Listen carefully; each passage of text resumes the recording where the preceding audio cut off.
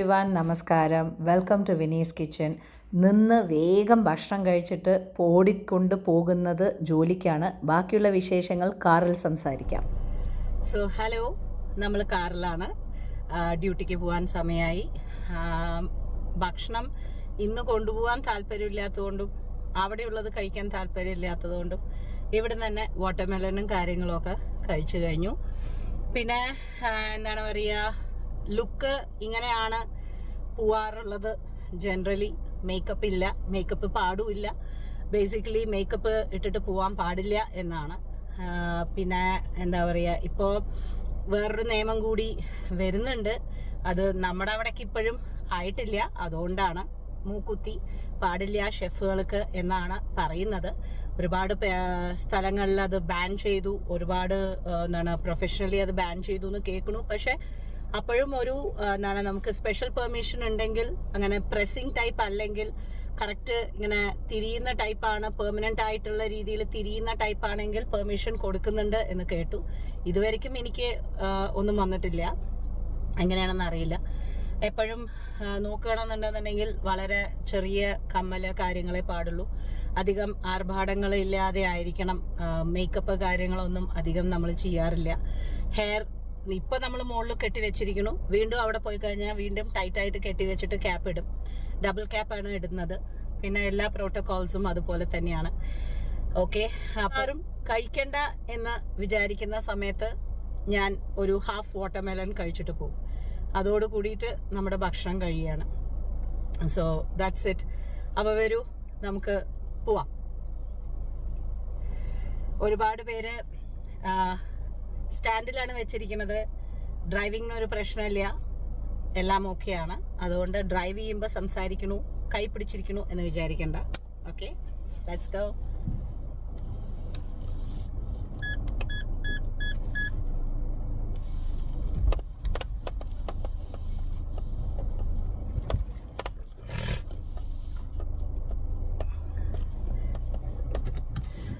കുറച്ചു പേര് എൻ്റെ അടുത്ത് സംസാരിക്കുമ്പോൾ പറഞ്ഞിരുന്നു, വിൻചേച്ചിയുടെ കാരണം കൊണ്ടാണ് ലൈസൻസ് എടുത്തത് എന്നുള്ള രീതിയിൽ.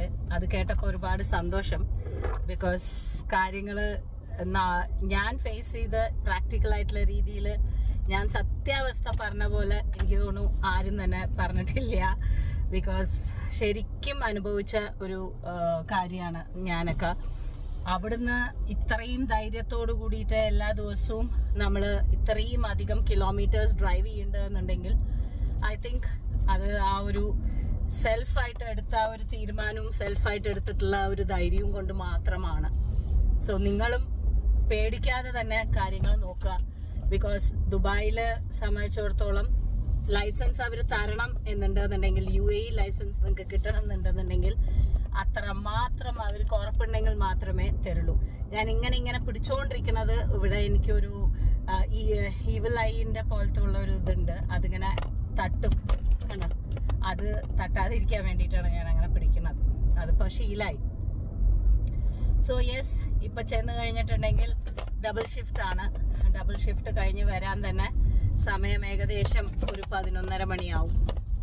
11:30 മണിയായിട്ട് തിരിച്ച് അവിടുന്ന് ഇവിടെ 11:45 ഞാൻ എത്തും പൊതുവെ.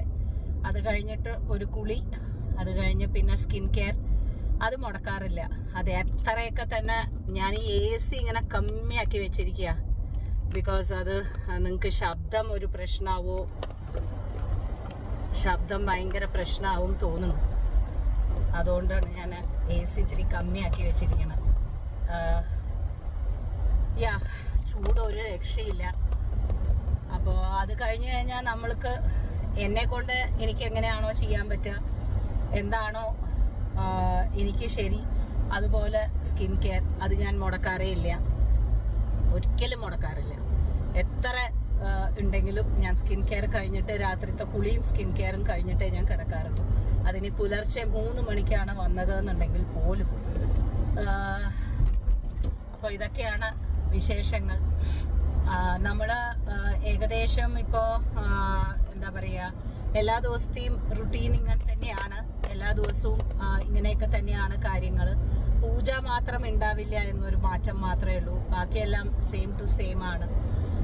ഇവിടെ രാവിലെ 4 മണി മുതൽ വൈകുന്നേരം ഈ ഒരു സമയം വരയ്ക്കും 4 മണി വരയ്ക്കും നമ്മൾ ഇവിടുത്തെ ദുബായിൽ വിനീസ് കിച്ചൺ ആണ് നമ്മൾ നോക്കുന്നത്.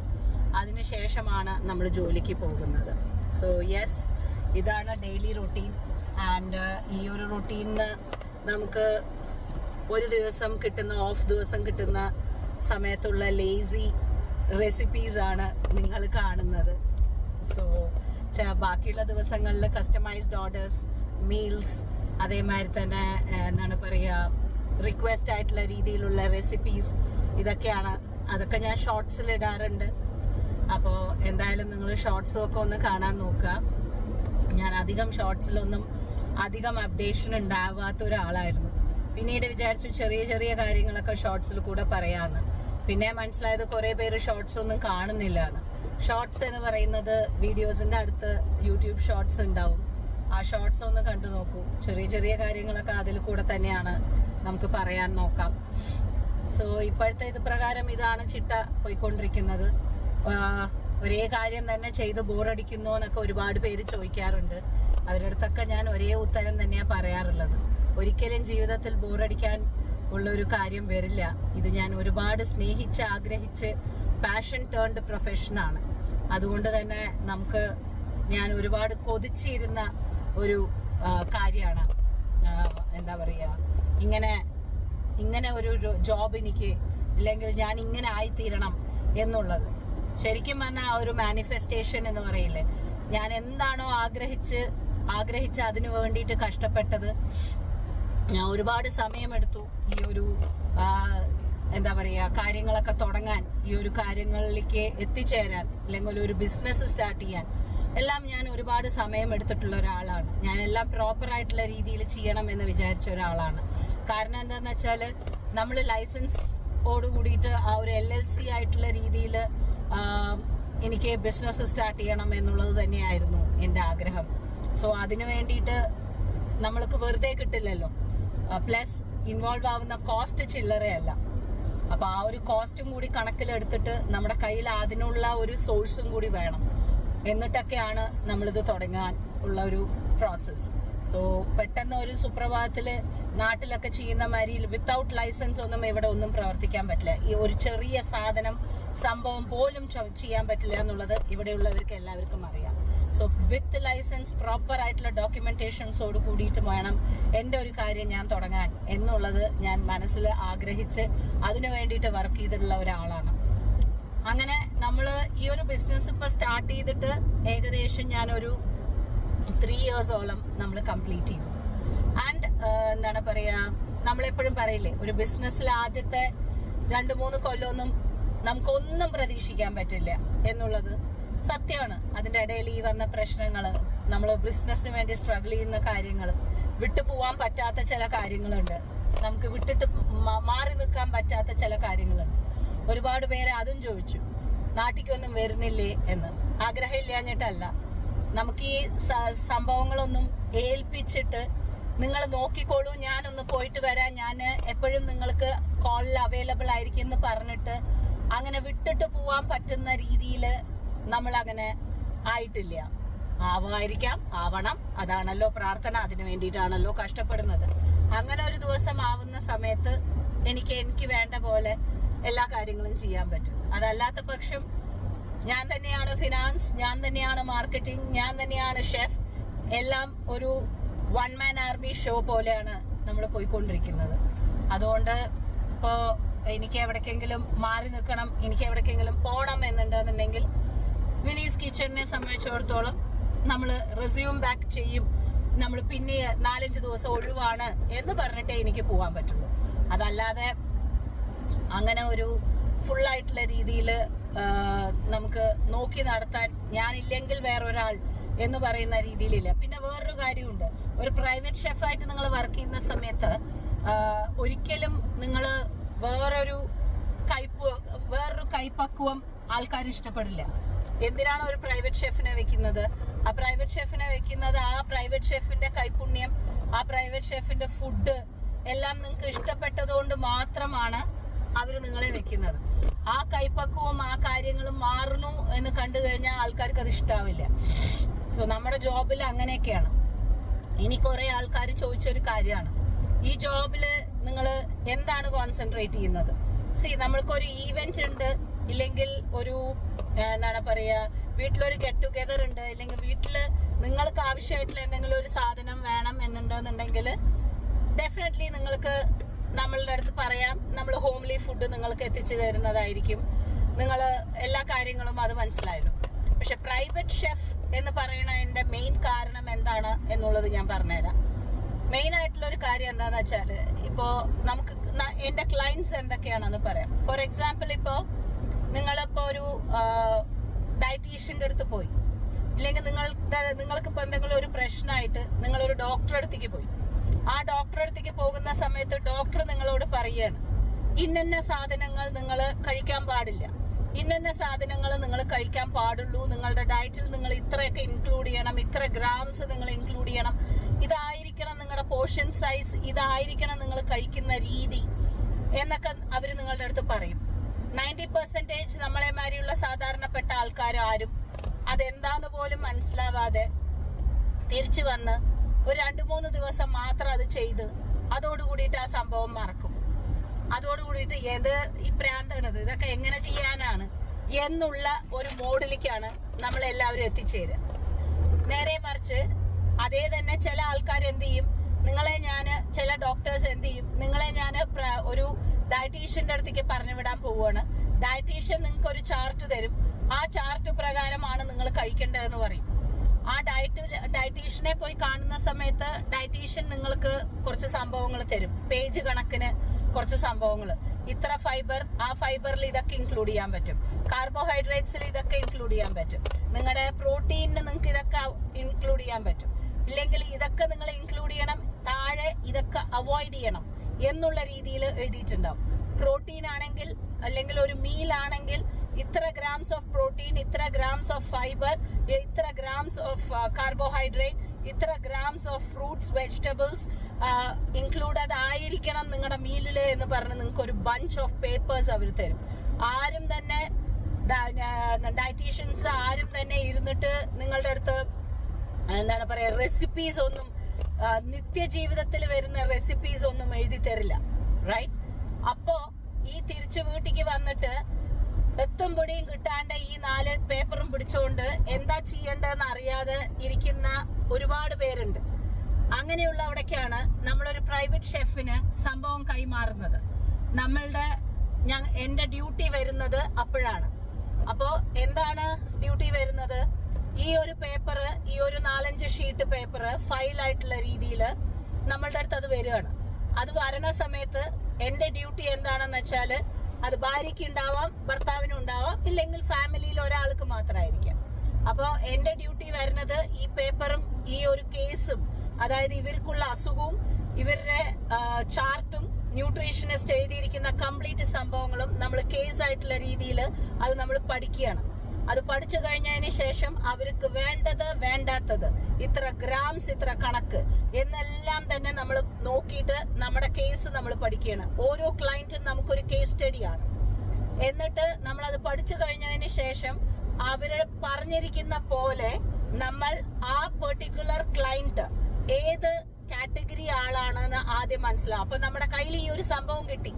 ഈ സംഭവം കിട്ടുന്ന സമയത്ത് അവര് നമ്മളുടെ അടുത്ത് അടുത്ത ചോദ്യം, എന്നാണ് പേഴ്സണൽ മീറ്റിംഗ് എന്ന് നമ്മളുടെ അടുത്ത് ചോദിക്കും. അപ്പോൾ എന്നാണ് ഈ പേഴ്സണൽ മീറ്റിംഗ് നമ്മൾ വെക്കാൻ പോകുന്നത്? ആ പേഴ്സണൽ മീറ്റിംഗിന് അനുസരിച്ചിട്ടുള്ള രീതിയിൽ നമ്മള് പോകുമ്പോൾ നമ്മള് ഒരു ഫയല്, അവർക്ക് വേണ്ടിയിട്ട് ഒരു ഫയല് നമ്മൾ മെയിൻറ്റെയിൻ ചെയ്യണം.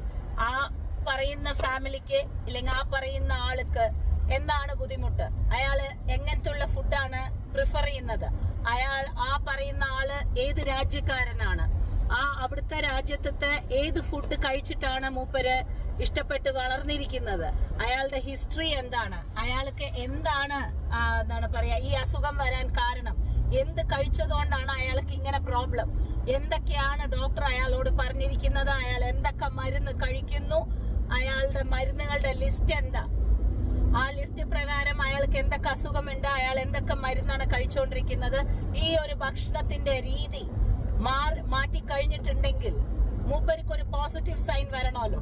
എന്ന് വെച്ചാൽ ഭക്ഷണം എന്ന് പറയുന്നത് 80% നമ്മുടെ അസുഖങ്ങളുടെ കാര്യത്തില് നമുക്കൊരു തീരുമാനം വരും. ആ കൊടുക്കുന്ന ഭക്ഷണം കറക്റ്റ് ആയിട്ടുള്ള രീതിയിൽ ആയിരിക്കണം. ആ കഴിക്കുന്ന ഭക്ഷണം ഡയറ്റീഷ്യൻ പറഞ്ഞിരിക്കുന്ന പോലെ നമ്മൾക്ക് അത് കൊടുക്കാൻ കഴിയണം. അപ്പൊ ആ പെർട്ടിക്കുലർ ആയിട്ടുള്ള മറ്റേ ക്ലയന്റിന് എങ്ങനെ സ്വാദോട് കൂടിയിട്ട് മൂപ്പർക്ക് ബോറടിക്കാതെ നമുക്ക് ക്രിയേറ്റ് ചെയ്ത് കൊടുക്കാം എന്നുള്ളതാണ് നമ്മുടെ ഒരു ചാലഞ്ച് വരുന്നത്.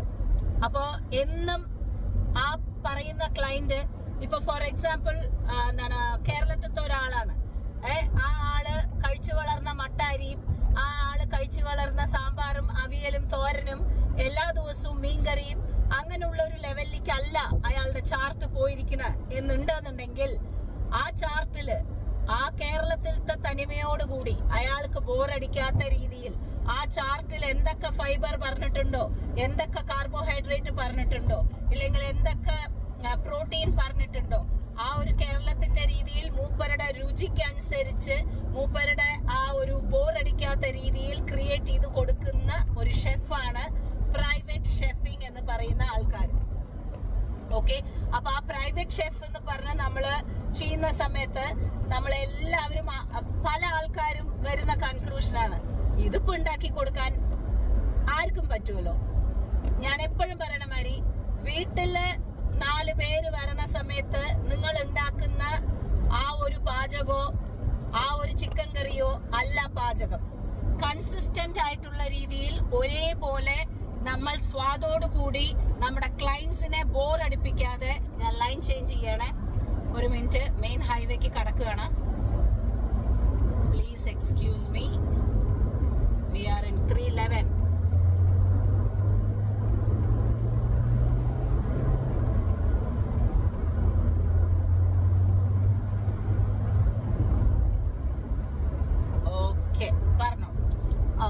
അപ്പോ നമ്മള് ആ ഒരു പ്രൈവറ്റ് ഷെഫിംഗ് എന്ന് പറയുന്നത് അതോട് കൂടിയിട്ടല്ല.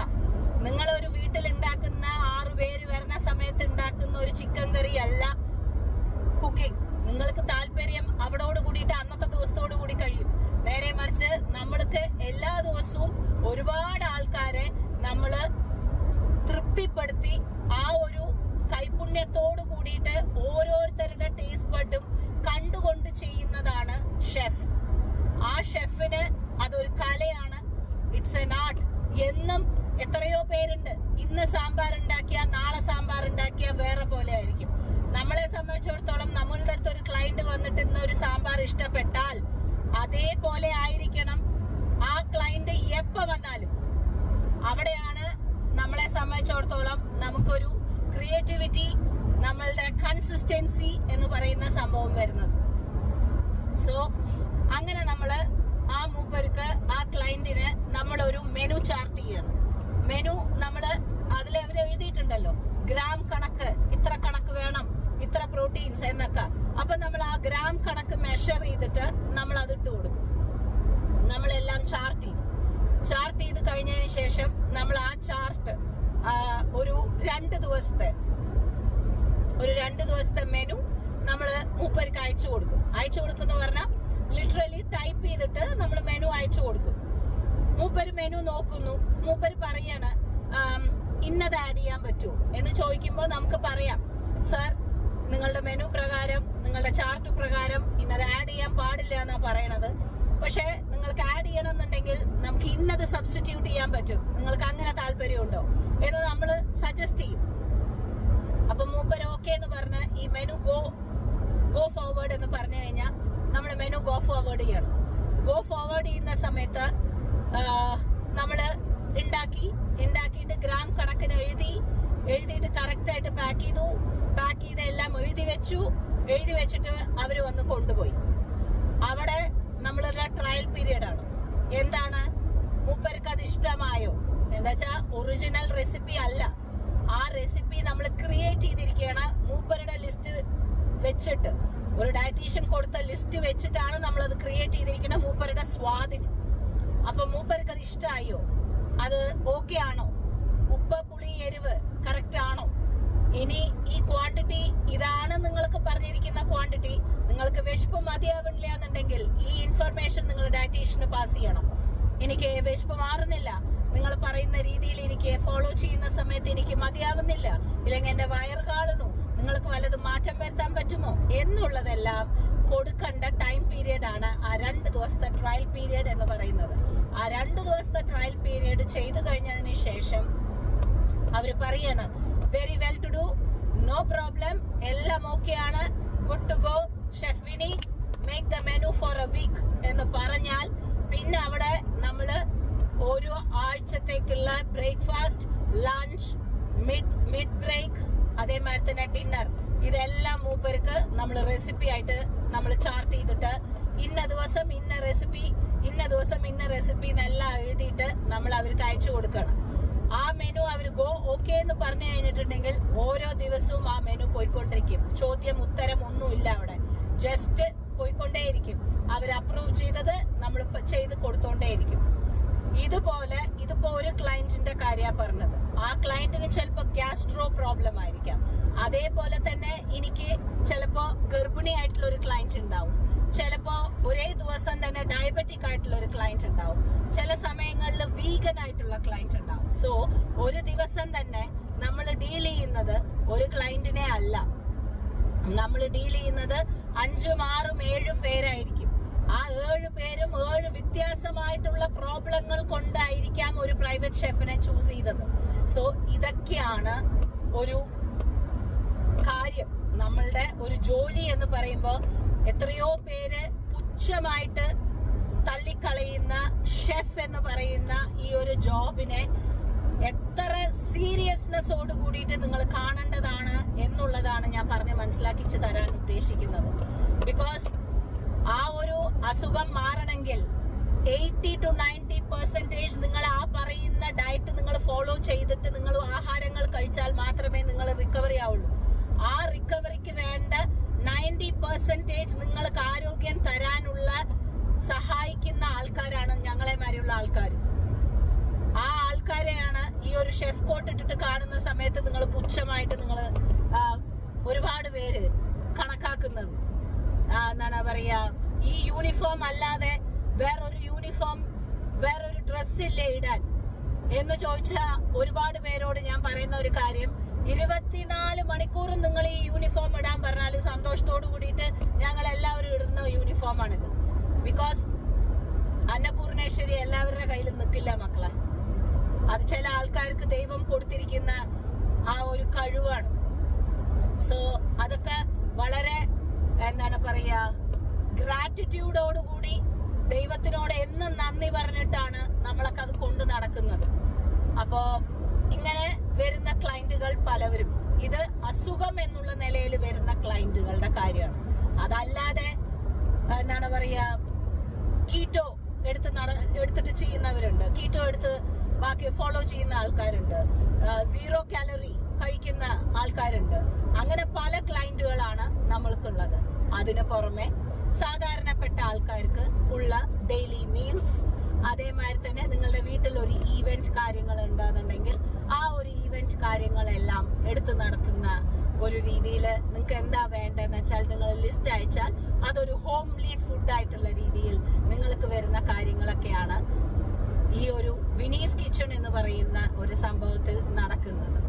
സോ ഇതിന് നമ്മൾ ക്വാളിഫൈഡ് ആയിട്ട്, ഇതിന് നമ്മൾ എക്സ്പീരിയൻസോട് കൂടിയിട്ട് നമ്മൾ പലതും ചെയ്തിട്ടാണ് നമ്മൾ ഇത്രയും അവേഴ്സ് കണക്കിന് വർക്ക് ചെയ്തിട്ട് ഒക്കെയാണ് നമ്മൾ ചെയ്യുന്ന കാര്യങ്ങൾ. അതില് വീണ്ടും പറയുന്ന മാതിരി കുറേ നേരം നിന്ന് അടുപ്പത്തും ചൂടത്തും നിന്ന് പണിയേണ്ട ഒരു കാര്യമാണ്.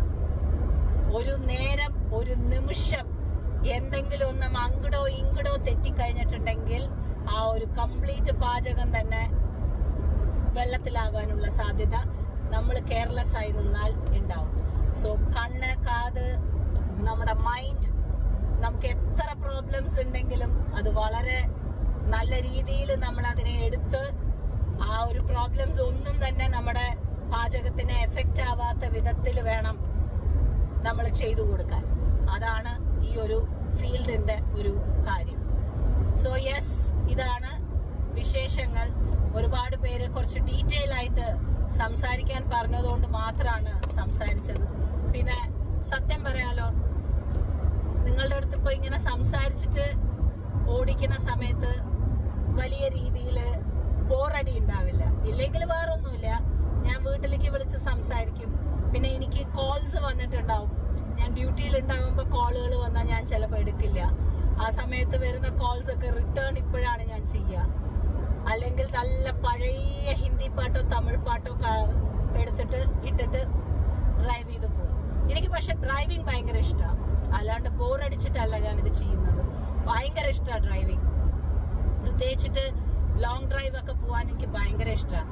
ഒറ്റയ്ക്ക് പോകാനും ഇഷ്ടമാണ് കേട്ടോ. എനിക്കങ്ങനെ ഒറ്റയ്ക്ക് ഇതായിട്ടുള്ള രീതിയിൽ മടിയൊന്നുമില്ല. അതായത് അവർ ചിലത് പറയില്ലേ, എന്ന് നിങ്ങളുടെ ജീവിതത്തിൽ നിങ്ങൾ ഒറ്റയ്ക്ക് കാര്യങ്ങൾ ചെയ്യാൻ നിങ്ങൾ പഠിക്കുന്നോ അന്ന് നിങ്ങൾക്ക് തീരുമാനിക്കുക, ലൈക്ക് യെസ്, നിങ്ങളുടെ സ്ട്രെങ്ത് എന്താണെന്ന് നിങ്ങൾക്ക് അന്നേ അറിയുള്ളൂ. ഒരു സഹായം ഇല്ലാണ്ട് ഒരു പുറത്തേക്ക് പോവുക, ഡ്രൈവ് ചെയ്യുക, ഒറ്റയ്ക്ക് ഇരുന്ന് ഭക്ഷണം കഴിക്കുക റെസ്റ്റോറൻറ്റിൽ, ആരും ഇല്ലാതെ അവനവന് വേണ്ട കാര്യങ്ങൾ വാങ്ങിച്ച് സന്തോഷത്തോട് കൂടിയിട്ട് കഴിക്കാൻ ഇഷ്ടപ്പെടുക. അതേമാതിരി ഇന്ന് എനിക്ക് ഒറ്റയ്ക്ക് പോയിട്ട് എന്നെ തന്നെ ട്രീറ്റ് ചെയ്യണമെന്ന് തോന്നിയാൽ, ഇന്ന് എനിക്ക് ഒറ്റയ്ക്ക് പോയിട്ട് ഒരു ഐസ്ക്രീം വാങ്ങിച്ചിട്ട് എനിക്ക് തന്നെ ട്രീറ്റ് കൊടുക്കണം എന്ന് തോന്നിയാൽ, ഒരാളുടെയും സഹായം ഇല്ലാതെ പോയി ഐസ്ക്രീം വാങ്ങിച്ച് എൻജോയ് ചെയ്ത് കഴിച്ച് വണ്ടിയിലിരുന്ന് ലോങ് ഡ്രൈവ് പോകാനുള്ള തന്റേടും ആ ഒരു ഇതും നമുക്ക് വന്നാൽ അന്ന് നിങ്ങൾ തീരുമാനിച്ചോളൂ, നിങ്ങളെ തകർക്കാൻ വേറൊരാൾക്കും പറ്റില്ല എന്നുള്ളത്. ബിക്കോസ് അത് വരാനാണ് പാട്. അത് വൺസ് വന്നു എന്നുണ്ടെങ്കിൽ, ആ ഒരു ഓറ നിങ്ങൾ ഫിൽ ചെയ്തു എന്നുണ്ടെങ്കിൽ, പിന്നെ അവിടുന്ന് ലുക്കിംഗ് ബാക്ക് ഇല്ല മക്കളെ. പിന്നെ ഇറ്റ്സ് ജസ്റ്റ് മൂവ് ഫോർവേഡ്. പിന്നെ നിങ്ങളുടെ ജീവിതത്തിൽ ബാക്കിലേക്ക് നോക്കാനേ പാടില്ല. ഇറ്റ്സ് ബേസിക്കലി പറയേണ്ടവർ പറഞ്ഞുകൊണ്ടിരിക്കും, പ്രവർത്തിച്ച ആൾക്കാർ പ്രവർത്തിച്ചുകൊണ്ടേയിരിക്കും. എപ്പോഴും നോക്കിക്കോളൂ, നിങ്ങൾ ഒരു കാര്യം നന്നായിട്ട് ചെയ്തിട്ട് നിങ്ങൾ ഒരു സ്റ്റേറ്റസ് ഇട്ട് കഴിഞ്ഞാൽ അവനവന്റെ ആൾക്കാർ ഒരൊറ്റ എണ്ണം വന്നിട്ട് നിങ്ങളുടെ അടുത്ത് വന്നിട്ട് നല്ലത് പറയില്ല. നമ്മളെ ഇന്നേ ദിവസം വരയ്ക്കും കാണാത്തയും നമ്മളെ അറിയാത്ത ആൾക്കാരായിരിക്കും നമ്മളെ അപ്രീഷിയേറ്റ് ചെയ്യുക. അത് തന്നെയാണ് സത്യം.